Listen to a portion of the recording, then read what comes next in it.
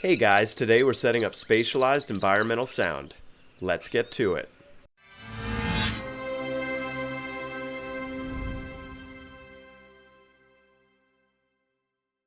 Hey guys, welcome to today's episode, and this episode is an intro to environmental sound. We're going to start by reviewing a couple of my favorite sites for free sound content, but then we're going to dive right into it. We're going to create an ambient sound blueprint that you can then replicate for any environmental sound in any part of your level. And I'm really excited for this episode because up until this part of the series, blueprints and environmental design have been two completely distinct things. And with this episode, they finally begin to come together. So why now is the question, and it's because virtually everything that requires any level of player interaction typically requires a blueprint, or at the very least, it's best handled with a blueprint. And ambient sound, because obviously we want different sounds in different locations based on the location of the player, that's going to be interactive, so it should have a blueprint. So here are the key concepts I want you to take away from this episode. If you're familiar with some of the big new features that came out with UE5, you probably heard of meta sounds, and that's noticeably absent from this list. Right now, we're just getting started with the basics of environmental sounds, but we will cover meta sounds in the future. But regardless, there's a lot of cool new stuff in this episode we have not covered before, so let's get into it.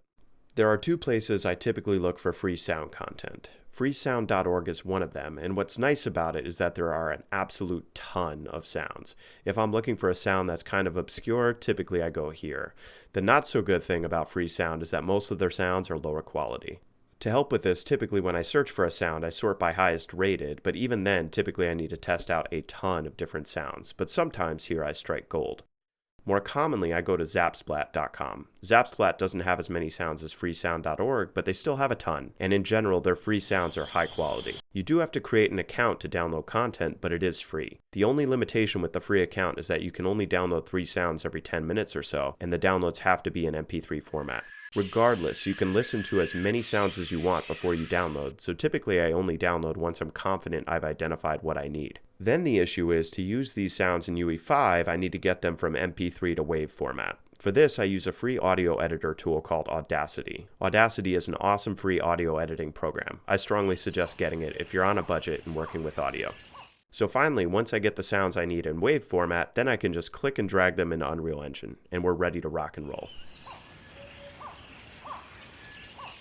So for this episode, guys, just like every episode, we've got a link to the spreadsheet in the description below. You can get the exact sounds that I'm using for my jungle here, jungle ambience 1, 2, and 3. That's not what they're named on Zapsplat, but you can find it in the file. And the reason I'm using 3 is so that we have some variance. So when the player moves from one part of the jungle to another, they're not going to get the exact same sounds. And some of those sounds are actually going to overlap and blend, and they're similar enough that they're blending pretty well. You can tell in Zapsplat that they're all from the same jungle. So let's start by going over the easiest way to get ambient sound up and running. So if you come up to your Add Content menu and you search for ambient sound, 2 words, and select that. So now we got a class of ambient sound. We can drag that into the world, and we can actually assign our sound right here. So I'm going to take one of our jungle ambiances, assign it to the sound, and then I can hit play, and let's see what that sounds like.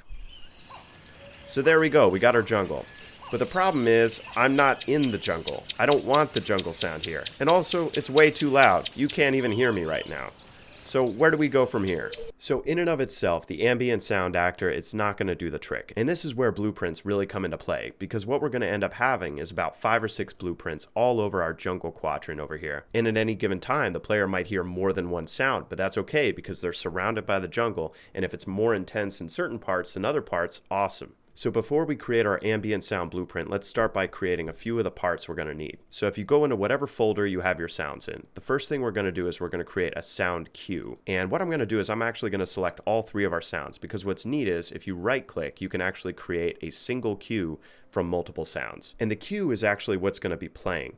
And so with the 3 sounds, we can randomize so that any one of those 3 will play. So I'm just going to call this jungle ambiance _ queue, and we'll go into that. So I am not an audio expert by any means, but I'm going to try to explain these in layperson's terms as best I can. And the way I think of the queue is as an audio mixer. It's very simple. You can use a random node to randomize which of the WAV files is going to play, and you see it did that automatically by creating a queue off of the 3 files. But also we have some additional things like we can add attenuation directly here, we can modulate, we can oscillate. All of this stuff, quite frankly, I'm not an expert in. And typically what I'm doing is I'm just randomizing the WAV files in the queue. And all of the modifications to how we want the sound to actually behave in game, we're going to do either on the blueprint or in a separate asset called attenuation. The only thing I'm setting here in the sound cue is for each of these files, I'm going to make it loop. Because if the player is sitting in the jungle for some period of time, let's say they're sitting in there for 5 minutes not moving, we don't want the sound to suddenly stop. The looping is going to just continue it over. And the randomization is nice because in any part of our jungle, our player is going to hear at least 2 sounds and maybe 3. And so if there's a random sound for each and they're playing at different parts of that overall wave file, it's going to create a nice effect. So let's set each of these to looping here. And you could test this out just by going to output here and saying play cue. And you can also select a particular node and saying play node. The other thing I'm noticing is that the volume is a little bit too loud, so we're going to go back over to output and I'm going to change this to about 0.3. We'll try again. Yeah, it's a little bit more reasonable. We don't want the ambient sound kind of drowning out whatever other effects, whatever other sound is going on in the game. So now we're going to create a new asset called attenuation. And to create this, if you go back in your content drawer, if you right click, we can get to our sound menu here. We're going to create a sound attenuation. And I'm going to call this ambience binaural. I don't know how to pronounce that. 5,000. So if we go into this, so first of all, what is attenuation? Or what is attenuation specifically for sound? So I like to think of attenuation as how the sound changes and fades with distance. But not only that, in Unreal Engine, it's also based on how it changes or fades based on the position of the player, the rotation of the player, whether there's an object obstructing the sound relative to the player, all of that stuff. And another example of what attenuation is going to control is, do we want the sound to play equally in both ears? Is the sound more on the right side? Is it more on the left side? And we want to actually apply that to that part of the body. And there are whole careers that are just focused on this kind of stuff, sound engineers. And I am not a sound engineer, but what I'm going to show you today is we can get a pretty realistic result just by doing the basics. So let's go through a few of the key features and then we'll go from there. So the attenuation function, this is basically asking, how do you want that sound to change with distance?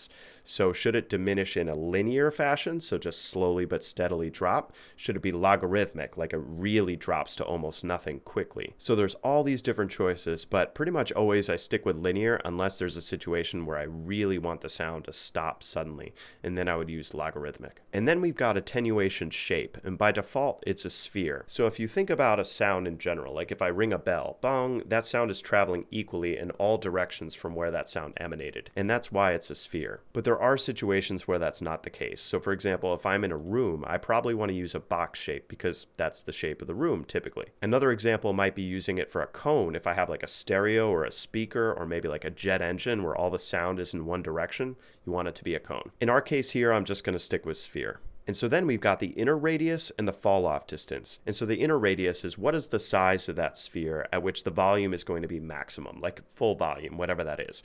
And for most sounds that are emanating from a specific location, this inner radius is going to be pretty small. Like even something like a jet engine, you just want the maximum sound around that jet engine.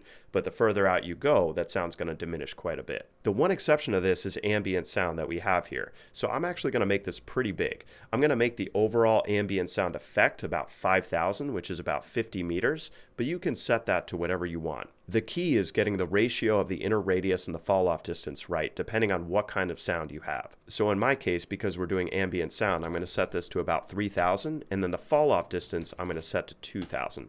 And the fall off distance is how long will it take for that sound to actually diminish and fade down to nothing. And you could think of a situation like a jet engine or a rocket engine.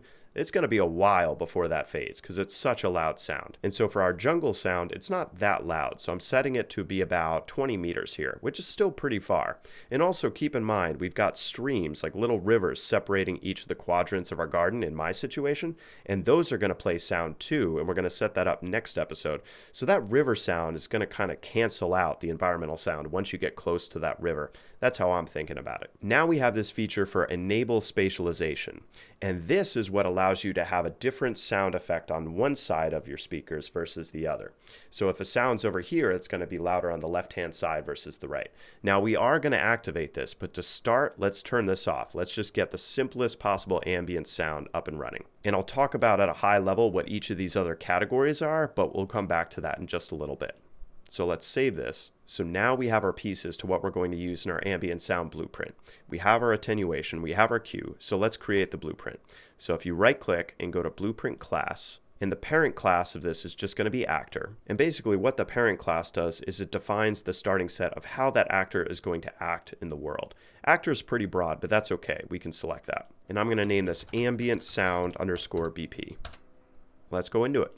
So our blueprint, not doing anything, completely blank. It's got nothing in it. It's got no variables. So where do we go from here?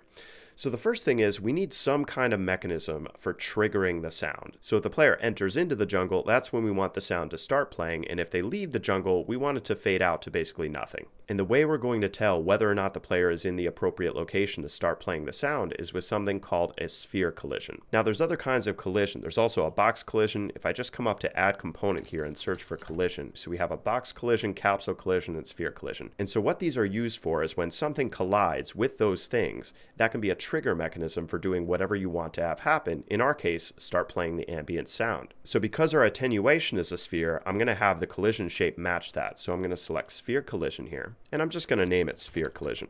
And you'll see our sphere here, and we've got our sphere radius of 32. Now in our attenuation, we had an inner radius of 3000, but we also had a fall off distance of 2000.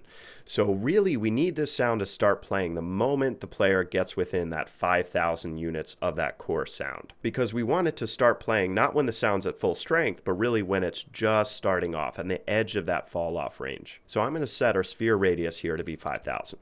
But because this is a blueprint, we can make this adaptable to basically any size and shape, any situation. And although I'm setting the default sphere radius to 5000, I'm also going to set this as a variable so that it's changeable when I place it into the world. And that way, if I place many of these blueprints all over the world, I could have one with a sphere radius of 3000 or 300 or 5000. And so it's completely adaptable. We got to go all the way back to episodes 4 and 5 of our series. But if you remember how to create variables, just come over here, hit plus, and I'm going to name this one sphere radius. And this is going to be a float because we need it to be a total distance. Now the other thing with this variable is you heard me say when I place it in the world, I want to be able to change the radius of the collision sphere. So I want to make this variable instance editable, which means I can edit it on any particular instance of the blueprint. So if I have 4 of them in the world, I can edit it on any given one of them. And I want to expose this variable on spawn. So when that blueprint is placed in the world, I can access that variable. But now I want to make sure this blueprint is adaptable to any ambient sound. So what I mean by that is if I place this blueprint in a different part of our garden, I want to be able to change the sound that's going to play. I want to be able to change the attenuation. So how do we do that? So for that, I've got to create a couple new variables. So if I come up, hit a new variable, and this one's going to be our sound cue, and that's going to be different for every part of the environment. And if I go to the type here, I can actually search for a type of sound cue. And again, I'm going to make that instance editable, not, you get it, and expose on spawn. And we need to do the same thing for attenuation. So up to variables, and this is going to be ambient sound attenuation. And if I search for attenuation here, make sure to pick sound attenuation. Same thing, editable, expose on spawn. Compile, save. The other thing I'm going to do is I'm just going to set some defaults in these variables. So I'm going to change our sound cue to actually be, if I search for jungle, our jungle ambiance. And if I go to ambient sound attenuation, I'm going to do the same thing here. Set the ambience binaural 5000.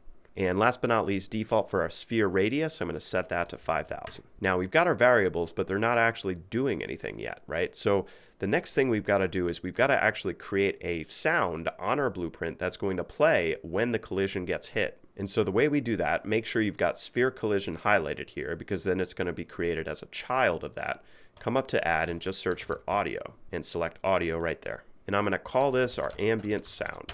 And by default, you'll see that there's no sound attached, but that's exactly what we're going to do in our blueprint based on our variables here. So here's how this is going to work. We're going to bring the blueprint into the world. As soon as we bring it into the world, it's going to have a default sound and default attenuation and a default radius, but we could change those 3 to be whatever we want.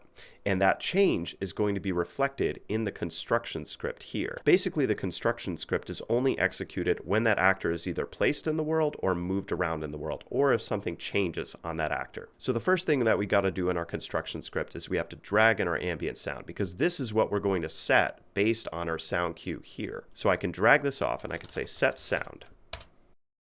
And I'll hook up our execution pin.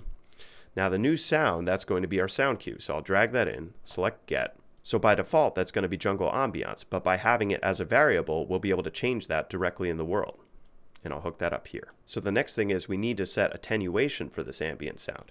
So I'll drag in another reference, and for this I can drag out a pin and say set attenuation. So I'm going to select set attenuation settings.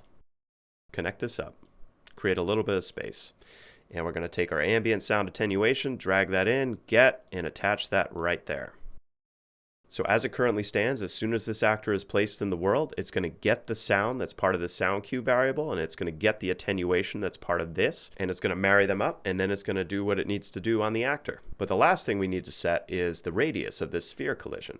So I can get a reference to that, and I can say set radius, and hook that up. And what is our radius going to be? Well, it's going to be whatever we set here. Get, hook that up. So basically, whenever this actor is placed, it's doing these three things. So now, what do we need this actor to do when the player is actually playing and they run into it? Any sort of action that a blueprint needs to take, almost always it happens via an event. And that's going to happen on our event graph here. So I'll navigate over to our event graph. And the event that we want to actually trigger something to happen is that overlap or collision with that collision sphere. But the problem is I don't see an event for overlap or collision. So how do we get that? Well, if you select your sphere collision up here on the left and go down to the bottom here, and we can say on component hit, but we actually want to say on component begin overlap because the player is going to be within it, and even within it, we want it to keep going. Yeah, it says there, if you look at the help text, like if a player hits a wall, then see hit events. So then we want the component hit because the player is not going to enter into it. But in this case, they're going to enter into the volume. So I'll just select plus here. And now we have our event. And so now we get into the complexity of what's actually going to overlap with this actor to begin the sound. And this opens the door for what is called blueprint to blueprint communication. So in effect, we have our third person character, that's one blueprint, and we have our ambient sound actor, and that's another blueprint, and we need them to talk to one another. Because for example, if we have an NPC and the NPC walks into the volume, do we want that to start playing the sound? We don't want just any actor able to overlap into the volume and then the sound begins to play. It has to be specifically our third person character. So how can we verify? How can we check to make sure it is our third person character that's overlapping? And so for this, we're going to communicate from our ambient sound blueprint to our third person character. And there are three methods for communicating between blueprints, and we're only going to cover one this episode.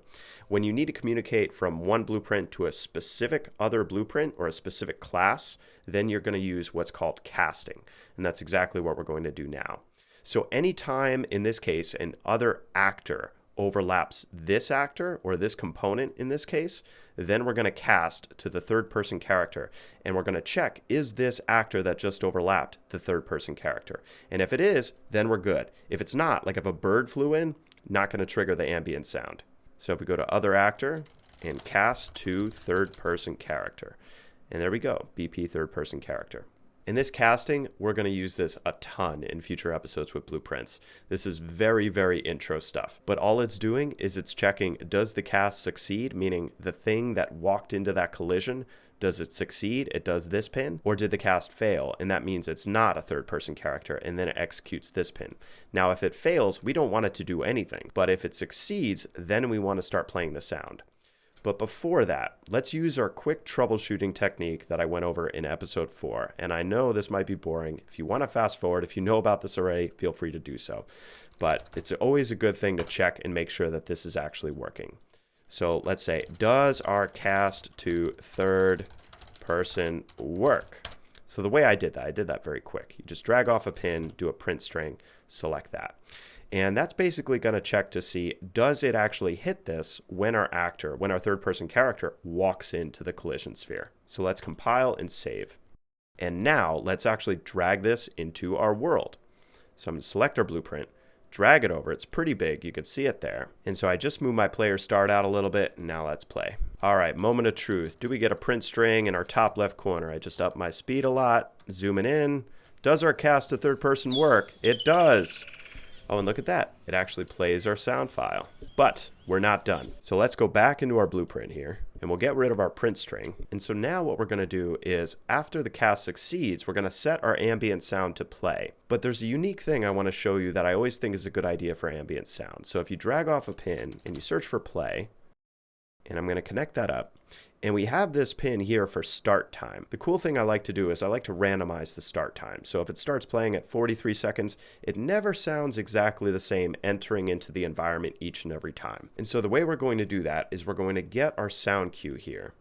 And I'm going to get the duration of our sound cue. And so then I'm going to get a random float in range. And the range is going to be from 0 seconds all the way at the start of the wave file, all the way to however long this sound cue is. So that's going to be the maximum. And that random float in range, that's going to be hooked up to our start time. So I'll just move this out a little bit. Compile, save. So now let's test this out one more time. So the sound should be different. Yeah, so it starts at a completely different time. And if I leave, then the sound fades. And if I go back in, I know this is kind of crazy with 5,000 run speed. Yeah, completely different point of the file.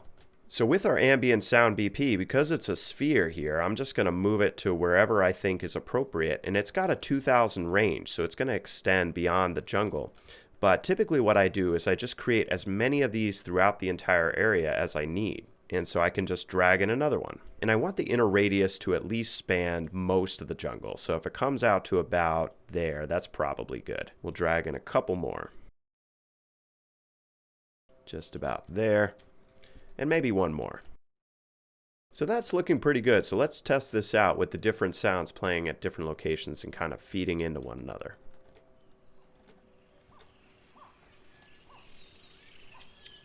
Now, one thing you'll notice is that the sound is not spatialized. It's playing equally on both sides. And now, that's what I'd like to set up. So let's exit out of this, and we'll set up the spatialization by going into our Ambient binaural 5000. First thing we're going to do is enable spatialization here.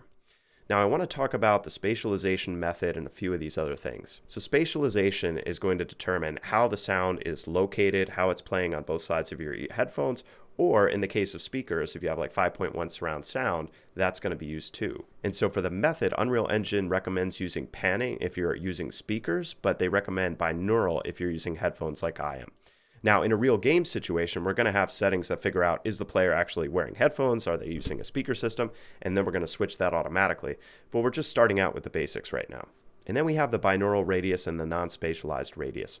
And I don't really understand the difference between these two, but I tend to make this a pretty small number, about 500 for both. And what these govern is what the radius should be if you're really close to a sound where it's heard the same in both ears. And so if you're very close to a sound, it's really not going to matter whether it's on this side or that side. You're going to kind of hear it equally. But if you know the difference between these two, or if you have experience as a sound engineer or something like that, I would love to hear about it. So please post a comment below. So let's go through really quick some of these other settings, which we're not going to cover in today's episode, but I want to at least get you started so you can explore these a little bit. So air absorption, especially for high-pitched sounds, do you want those to diminish more over time with the air absorbing those sounds? Attenuation focus. This is pretty cool. So for example, you could have a feature in the game where the player's looking at something, and when they look at it, when they're facing it, then it gets louder. And so this might be really useful if you have like a pickup item, but it's not visually obvious and you want the player to kind of hone in on it if they're hovering over it. And then the reverb. So let's say you're in like an underground tunnel, a cavern, and there's a lot of echoes or something like that. That's where you would need the reverb. Occlusion is like if there's a big object between you and the sound. If there's something that's affecting the sound, a wall is obvious, but it could be anything. Then there's going to be line traces, and we're going to get into line traces in just a few episodes. But basically the sound is tracing to see, is there an object, and then it has to change the sound accordingly. All right, so now that we've enabled spatialization, I recommend dragging in a few more actors, specifically those places in the scene where we want the audio to be more intense, because if it's spatialized, if there's a really dense part of our jungle in this case, we want the player to feel like that's emanating more sound. But because we're going to have more actors, I'm just going to go back into our sound cue, and I'm going to turn down the volume just a little bit here, so maybe 0.2. And now I'm going to drag in a few more actors. So right about here, that's kind of the center of our jungle over there. And I'm going to do the same thing in the other kind of 3 areas of our jungle. Right about there. And one more. Right about there. So you see we got a whole bunch of overlapping actors. But the nice thing about this ambient sound is it tends to blend together really well. So let's see how it sounds on both sides of our headphones.